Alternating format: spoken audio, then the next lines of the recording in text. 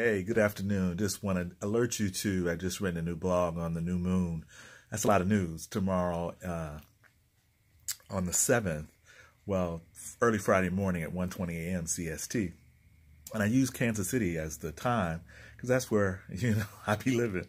Anyway, it's a new moon in Sagittarius. It's at the middle degrees of it. And it has a very strong relationship to Mars and Neptune in Pisces. So we're looking at how can we aspire to be our spiritual warrior? How can we look at purifying our hearts through right action? And a lot of times that comes through right livelihood and right communication and speech. So with Sagittarius and Pisces being ruled by Jupiter, and Jupiter is also in Sagittarius, it's about checking one's privilege at the door, realizing where you have more. It's not a zero-sum game that others have less. It's just about being able to recognize that in your conversation, in your internal thought patterns, and how you think and treat those people who do have less. And what do you do with your sense of entitlement? I mean, do you go out and aid others, not offering unsolicited advice or judgment, but actually listening, actively listening? And so this new moon also has Athena highly activated in Libra. So social justice, fairness are indicated. We're finishing up the Mercury retrograde.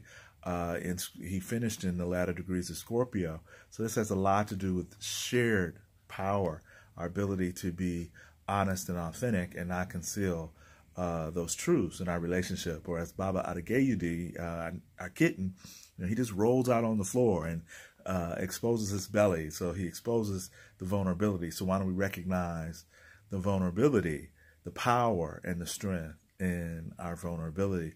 Saturn is in Capricorn, so we've got Jupiter, Saturn, Neptune, these outer social, otherworldly planets. Certainly Neptune is in the sign of their rulership. So be clear not to stand ground that's not necessary.